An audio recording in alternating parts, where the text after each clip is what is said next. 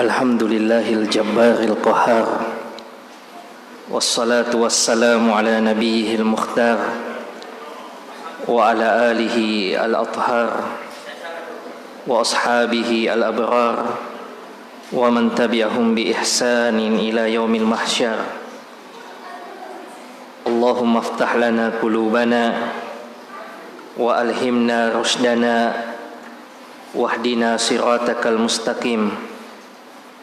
Inna nas'aluka ilman nafi'an wa imanan thabitan wa yakinan rasikhan wa qalban khashi'an wa lisanan dhakiran wa rizqan halalan thayyiban wa amalan salihan mutaqabbala.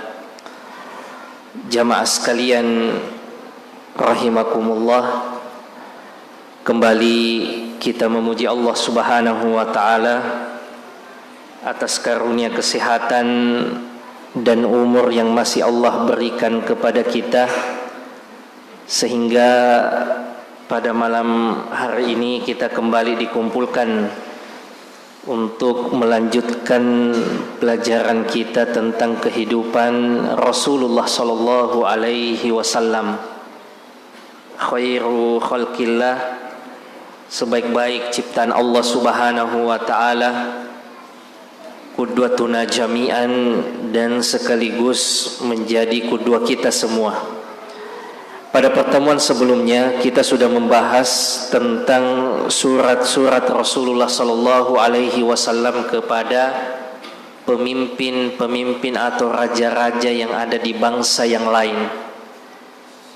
Rasulullah sallallahu alaihi wasallam mengambil momentum, mengambil kesempatan sulhu Hudaybiyah, yang mana di antara diktum dari sulhu Hudaybiyah itu yaitu gencatan senjata selama 10 tahun. Kaum muslimin diistirahatkan dari orang-orang Quraisy dan makar-makar mereka. Maka ini dimanfaatkan oleh Rasulullah sallallahu alaihi wasallam untuk berdakwah ke bangsa-bangsa yang lain.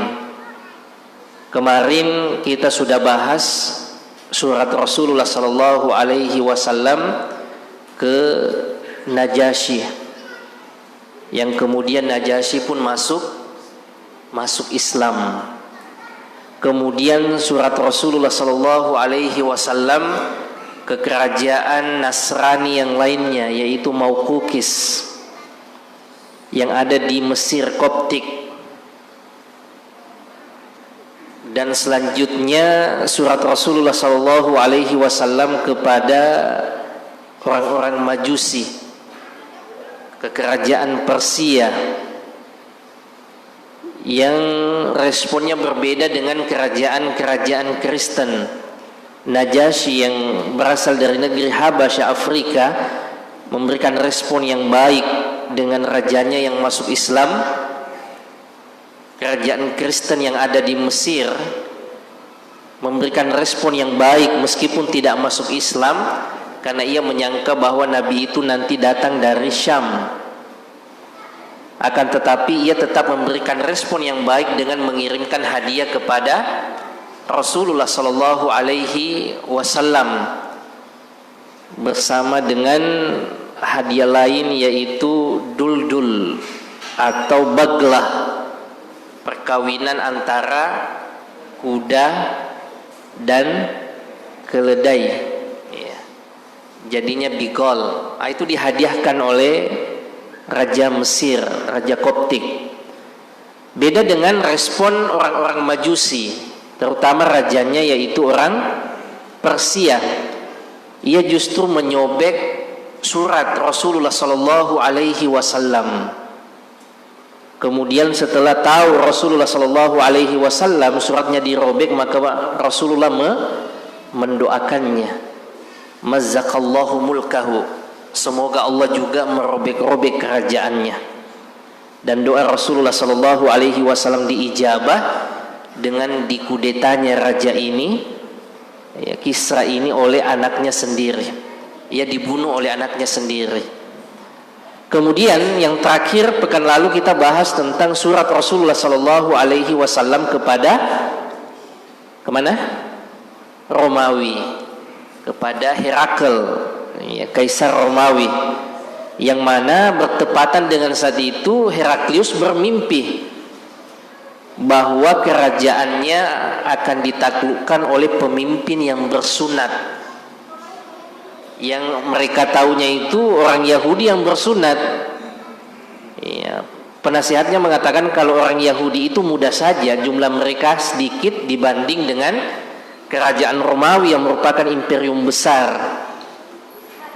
Dan saat itu disampaikan bahwa ada bangsa lain yang bersunat selain orang Yahudi, yaitu orang-orang Arab, orang-orang Quraisy yang masih menjaga ajaran Nabi Ibrahim. Sampai kemudian diinterogasilah, dikumpulkanlah orang-orang Quraisy. Bertepatan dengan saat itu ada Abu Sufyan.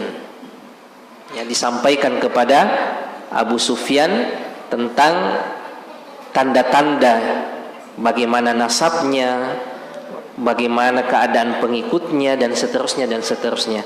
Sampai kemudian Herakl yakin bahwa ini betul seorang nabi, sampai-sampai yang mengatakan kalau apa yang disampaikan oleh Abu Sufyan itu benar, maka ia akan menguasai di mana kakiku ini berinjak, akan menguasai Romawi. Dan semuanya terjadi, jamaah sekalian.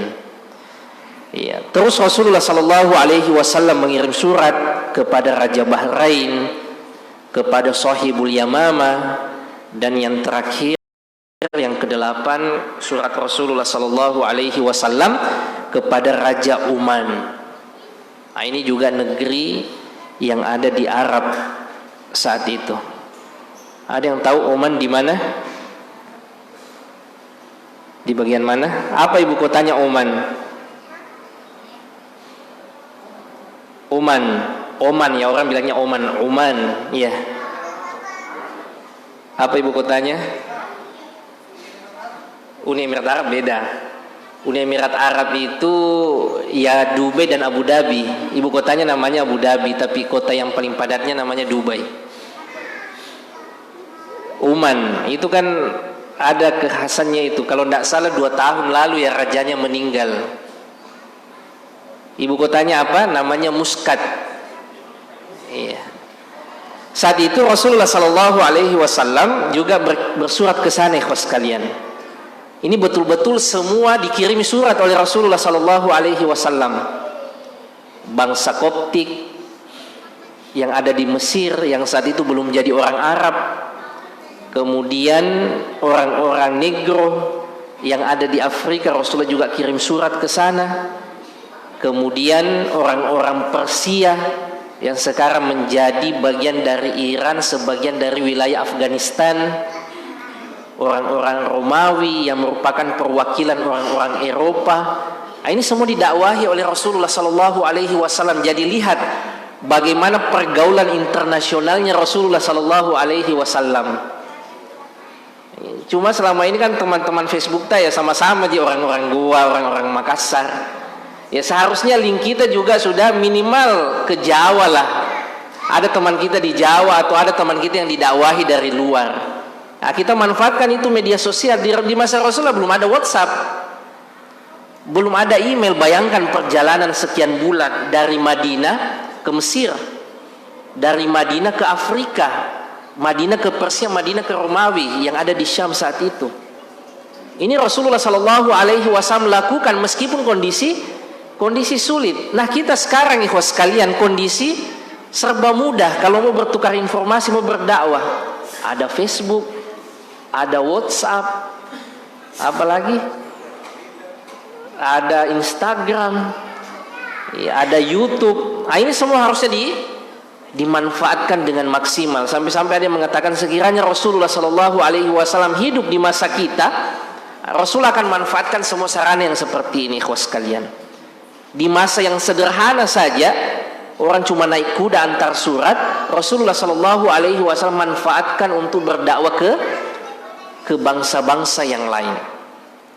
Surat Rasulullah Sallallahu Alaihi Wasallam kepada pemimpin Oman atau Oman ini yang kebetulan dipimpin oleh 2 orang yang bersaudara. Yang pertama bernama Jaifar, yang kedua bernama Abdun. Rasulullah Shallallahu Alaihi Wasallam di dalam suratnya menyebutkan Bismillahirrahmanirrahim, min Muhammadin Rasulillahi ila Jaifar wa Abdin ibnai Julainda.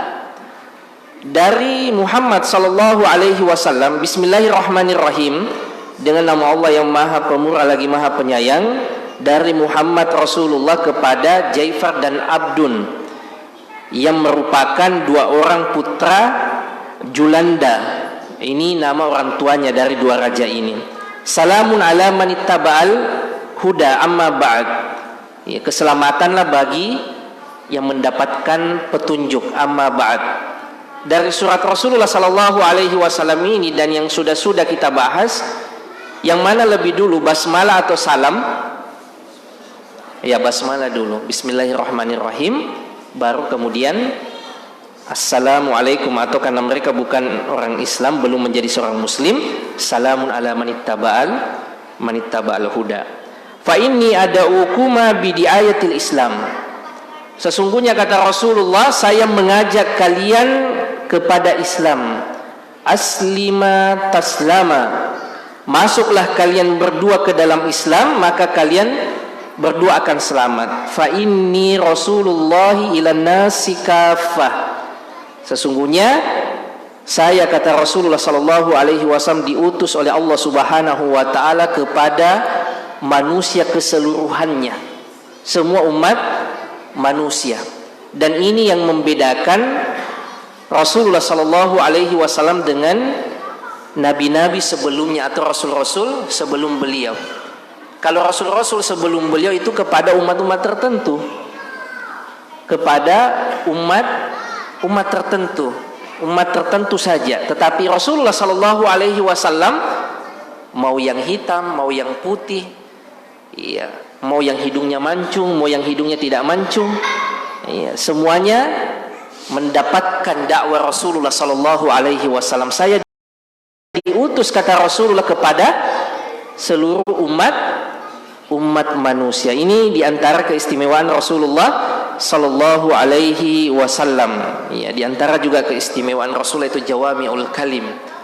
Kalimat Rasulullah Sallallahu Alaihi Wasallam singkat, tetapi kandungannya sangat dalam dan luas sekali. Kalimat Rasulullah Sallallahu Alaihi Wasallam singkat-singkat, tetapi maknanya sangat dalam. Ya, satu perkataan Rasulullah bisa dijelaskan dengan penjelasan yang begitu panjang. Beda dengan kita, kadangkala kalimat panjang, penjelasan panjang, padahal intinya cuma satu saja. Ya, kalau kekhususan Rasul jawami'ul kalim, kalimatnya pendek, tapi kandungannya sangat luas. Ya. Kemudian diantara juga kekhususan Rasulullah Sallallahu Alaihi Wasallam dalam perkara ghanimah. Ya, Rasulullah dan kaum muslimin diizinkan untuk mengambil ghanimah, harta rampasan perang. Kalau dahulu di masa nabi-nabi sebelum Rasul itu tidak boleh. Ghanimah itu, harta rampasan perang itu cuma dikumpulkan, kemudian ada api yang membakarnya sendiri. Ya, makanya pernah di masa Nabi siapa itu, pernah dikumpulkan ghanimah, tapi kok tidak datang api yang membakarnya. Ternyata ada di antara pengikut Nabi itu yang mencuri harta ghanimah itu. Nah, ini di antara keistimewaan Rasulullah Sallallahu Alaihi Wasallam. Kemudian di antara keistimewaan Rasulullah Sallallahu Alaihi Wasallam itu, Allah sudah membuat takut musuhnya sebulan sebelum Rasulullah datang kepada mereka. Jadi sebulan sebelum mereka berhadap-hadapan, musuh itu sudah takut duluan. Ya, di antara juga keistimewaannya Rasulullah Sallallahu Alaihi Wasallam dan umatnya adalah, ya, bumi ini suci untuk ditempati bersujud dimanapun itu, di kebun di mana itu sah untuk kita bersujud, ya, selama bukan di tempat yang tidak pantas seperti di WC atau yang lainnya. Waqtar lihamli hadzal kitab Amr bin As, dan yang dipilih oleh Rasulullah Sallallahu Alaihi Wasallam membawa surat ini adalah sahabatnya Amr bin Al-As.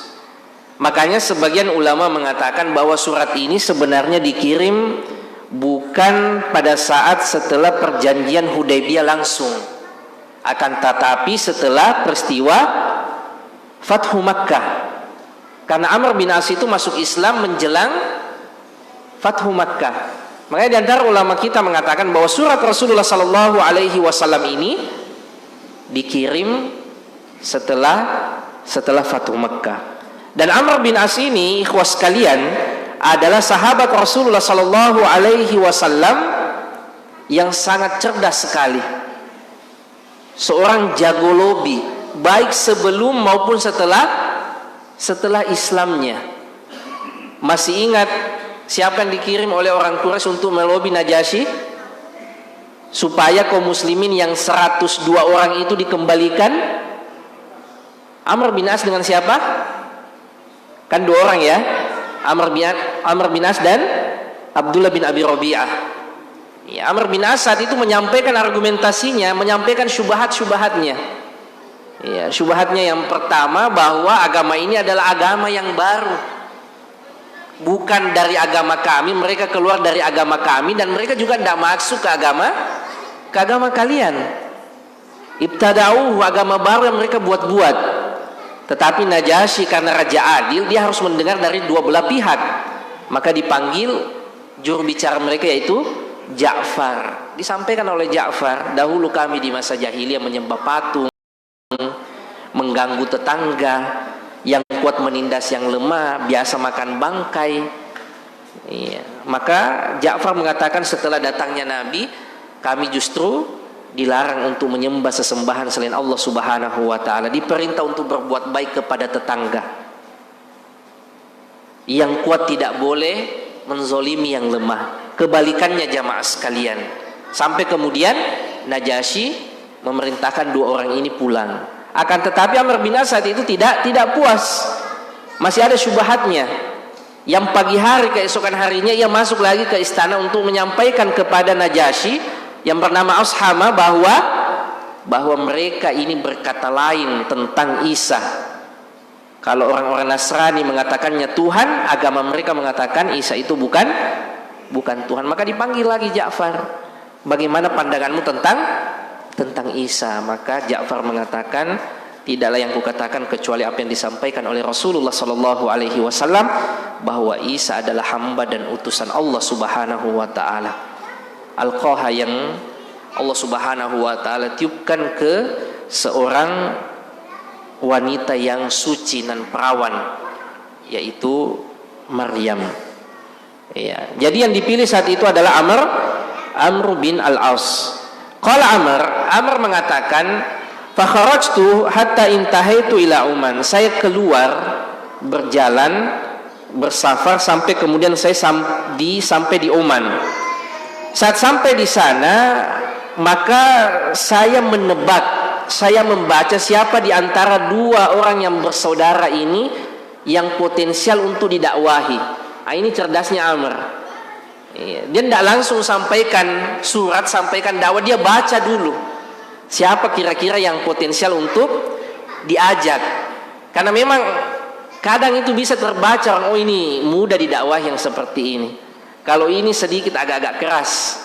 Nah, maka kata Amr, saya tidak menyampaikan surat itu langsung, saya tidak berdakwah langsung, tapi saya menebak dulu, membaca dua orang bersaudara ini, siapa yang bisa menerima dakwah. Setelah saya lihat-lihat, ternyata adiknya lebih potensial untuk menerima dakwah, yang bernama Abdun tadi. Adapun Ja'far maka agak susah.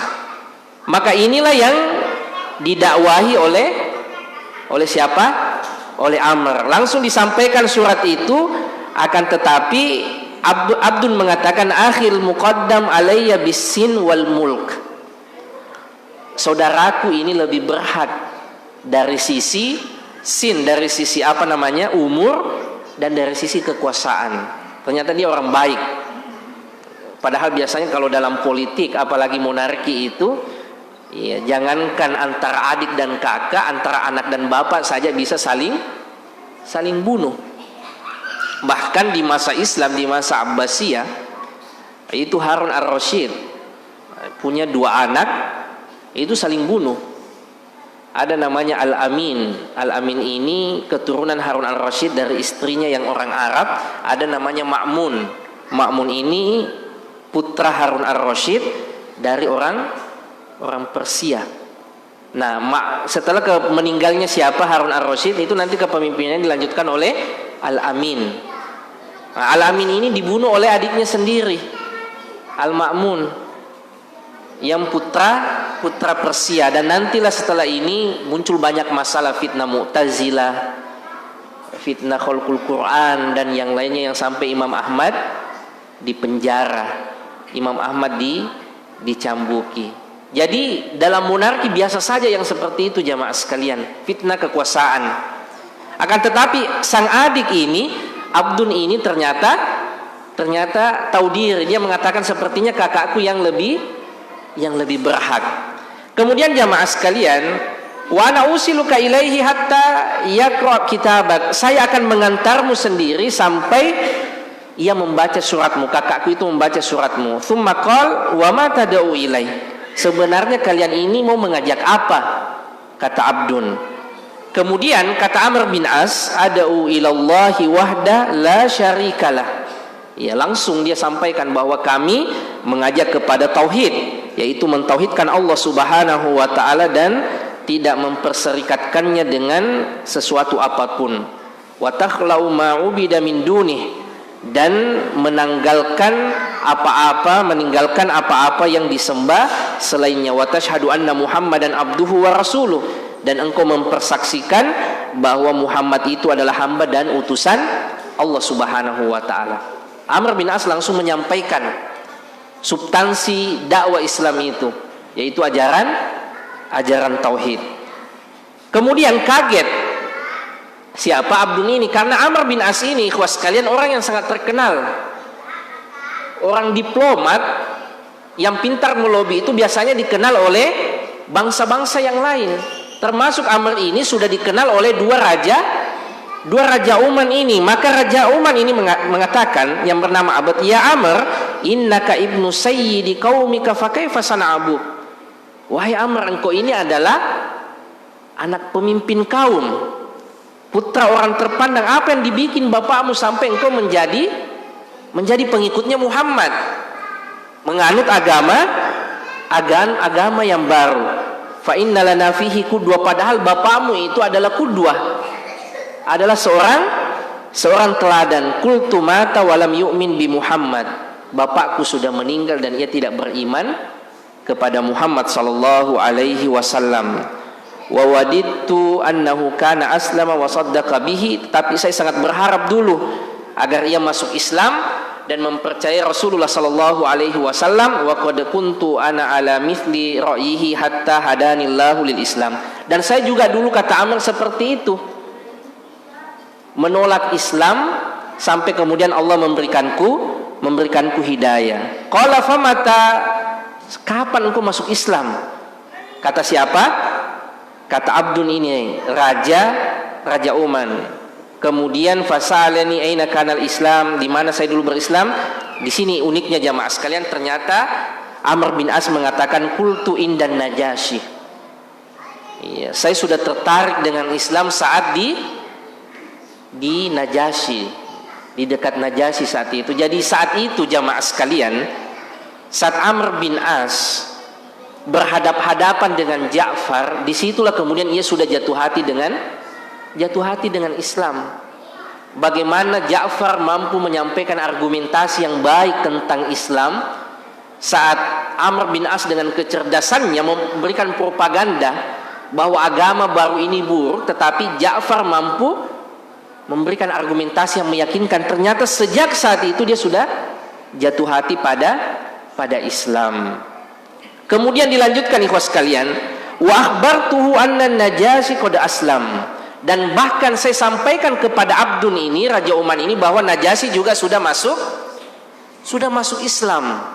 Ini cerdasnya Amr bin As. Amr bin As tahu bahwa kadangkala orang itu tidak masuk Islam karena masih khawatir tidak ada temannya, tidak ada raja sepertinya yang masuk Islam. Kalau disampaikan bahwa sebelummu sudah ada raja yang masuk Islam, maka itu setidaknya sudah membuka jalannya, membuat lapang langkahnya.